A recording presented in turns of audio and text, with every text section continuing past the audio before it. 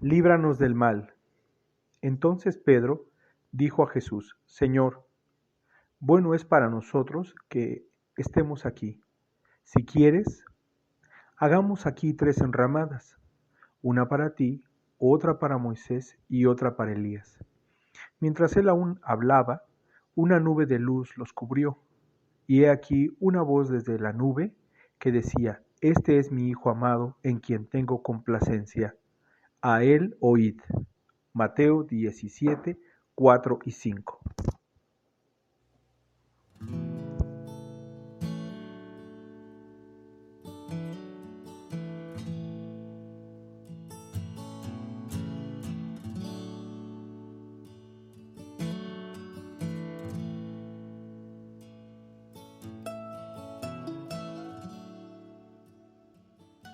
Muy buenos días, amados hermanos y amigos. Hoy es viernes 28 de mayo del 2021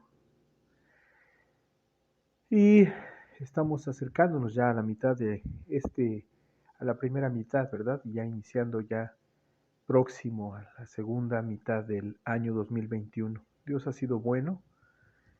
Hoy dedicamos nuestro tiempo devocional a este tema, a esta oración: líbranos del mal.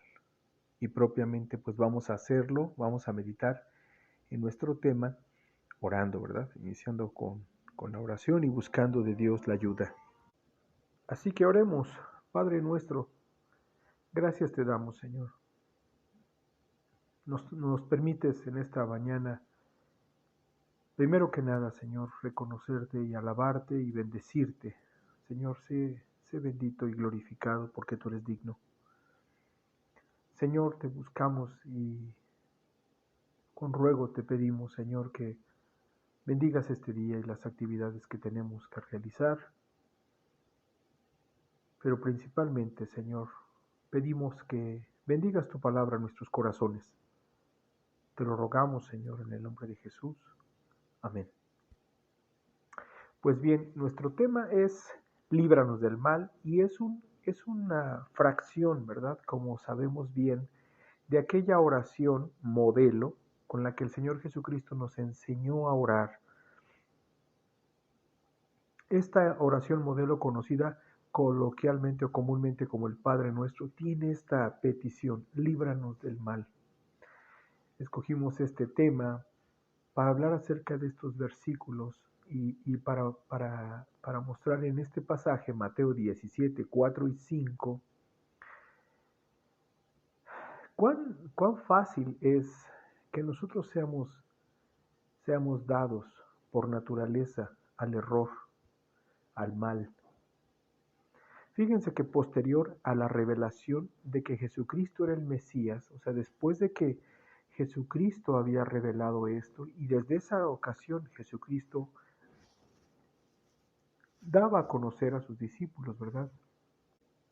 En las ocasiones necesarias que Él era el Mesías, para guiar sus corazones a la fe, a la certidumbre, a la confianza, a la fortaleza en Cristo. Bueno, dice Mateo que 6 días después de haber revelado Jesucristo acerca de que Él era el Mesías, entonces viene esta situación, viene esta experiencia para los discípulos, y no para todos ciertamente, sino para Pedro, Juan y Jacobo, lo que conocemos en la Escritura como la transfiguración, una manifestación gloriosa de Jesucristo de una forma extraordinaria. Ahí estaba el Señor Jesucristo, nos narra el pasaje, eh, con estos 2 hombres de Dios,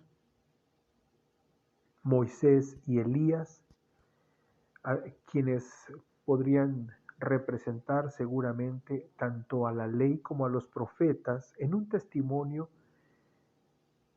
pues maravilloso, además de espiritual y glorioso, por la transfiguración, por este cambio donde el Señor Jesucristo descubre su divinidad, ¿verdad? En relación con estos 2 testigos, con estos 2 hombres que daban testimonio de que este era el Cristo.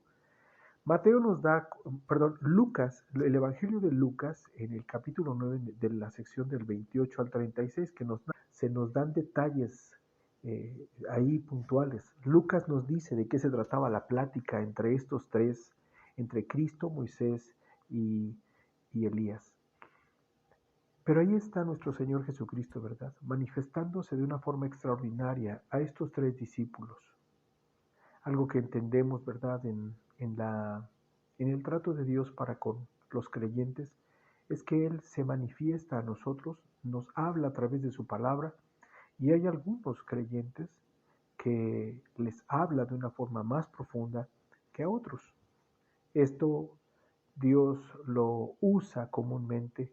Dios usa de esto, ¿verdad? De tratar a cada uno de forma personal y a cada quien de llevarle al crecimiento, al entendimiento. Así que, pues bien, tenemos ahí en este pasaje y nuestro tema, volvemos al tema, líbranos del mal. Es una oración que hacemos ante el conocimiento de nuestro Dios. Dios constantemente está manifestándose a nosotros, hermanos.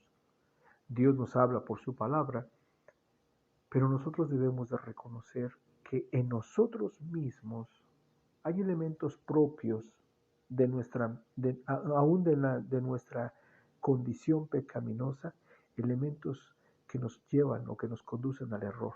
Vemos a Pedro aquí hablando en toda sinceridad. En primer lugar, ¿verdad? Vemos estos elementos del error. De hecho, este pasaje nos habla acerca de cómo es muy común que como seres humanos, aún como creyentes, más no siéndolo, seamos dados al error. Pedro dice el versículo 4, entonces Pedro dijo a Jesús, bueno es para nosotros que estemos aquí. Hay un elemento allí de sinceridad, pero también de autocomplacencia. No hay un elemento de sinceridad en medio de esta manifestación de Jesucristo, sino de cómo es que Él se percibía. Y uno de los errores más comunes ante la palabra de Dios, ante la manifestación de su voluntad, es que querramos acercarnos de forma sincera, pero autocomplaciente. El error está allí. La sinceridad para que nosotros resultemos autocomplacidos, por así decirlo, es muy común, más común de lo que pensamos. Muchas veces las motivaciones para orar, las motivaciones para leer la palabra de Dios o el mismo entendimiento de la palabra de Dios generalmente pasa por este error. Es Dios quien nos libra, es el Espíritu de Dios quien nos hace entender su palabra, ¿verdad? Y nos recuerda negarnos a nosotros mismos y seguir a Cristo. Pero es un error muy común.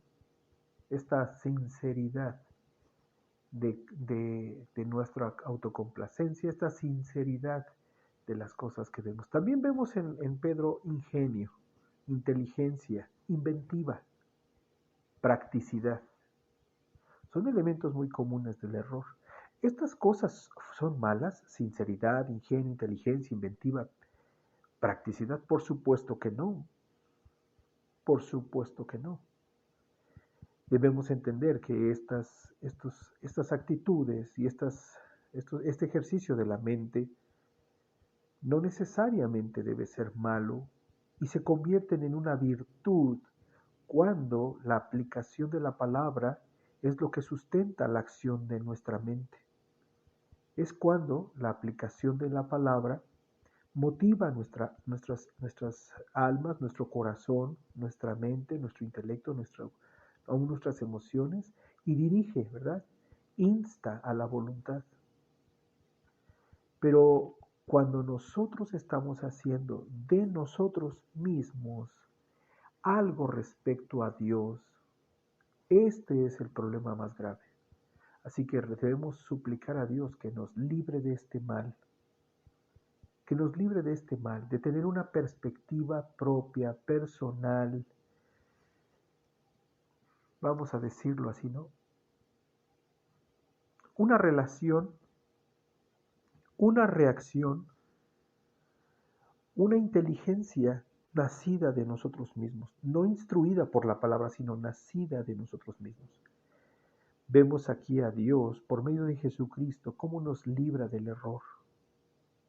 Primero, lo que Dios hace es traer una nube, no que oscureciera el entendimiento de Pedro, de Juan y de Jacobo, sino una luz que manifestase, ¿no? Una nube luminosa que manifestase seguridad para nuestras almas. El Señor hace oír su palabra. Ponga atención en esto.